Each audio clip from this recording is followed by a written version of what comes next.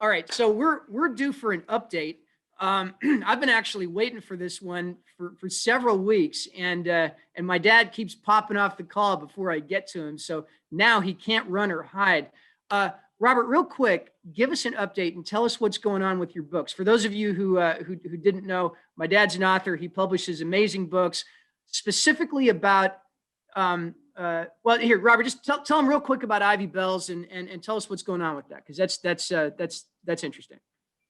What Jason's talking about is the Mac McDowell mission series that starts with Operation Ivy Bells, which is sort of semi-autobiographical, relates my experiences in the Cold War, locking out of nuclear sub in the Sea of Okhotsk between Kamchatka Peninsula and northern Siberia, and tapping into Soviet underwater communications cables. That book was and is a bestseller. The next book in the series, called Operation Icebreaker, takes a submarine that could be a precursor to the Jimmy Carter, puts saturation divers with Mac on board, and they go underneath the Arctic ice pack to lay SOSUS arrays in the eastern ice pack and then in the western ice pack. And the things that befall them in the Russian submarines they have to deal with, and nature and all types of problems that develop as they work through the underlying problem of getting the SOSUS arrays in place surreptitiously. The third book, which will be out for pre-sale in just a few days, is Operation Arctic Sting. This picks up where Operation Icebreaker leaves off.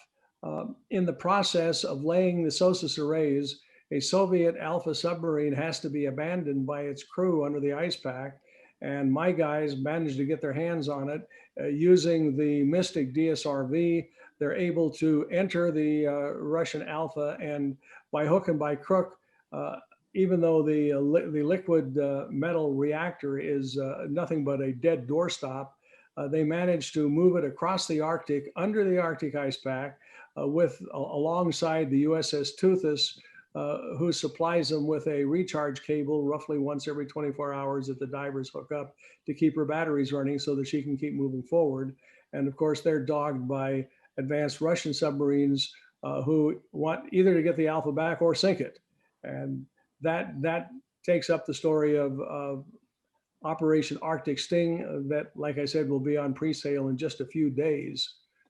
The next book in the series will be written later this year, is Operation Whiteout, where the team and the Teuthus are in a similar assignment in Antarctic waters, where they'll be laying SOSUS arrays looking up north into the Atlantic and into the Pacific, and the problems that they run into in that particular surreptitious operation.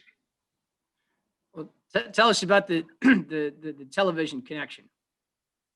Okay.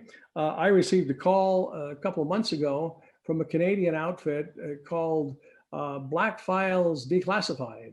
And somehow they came up with my name, and I will be leaving for Los Angeles in a couple of days, I guess next Wednesday, to appear on that show worldwide, talking about Operation Ivy Bells. It should be kind of fun.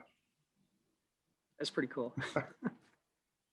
All right, there you have it.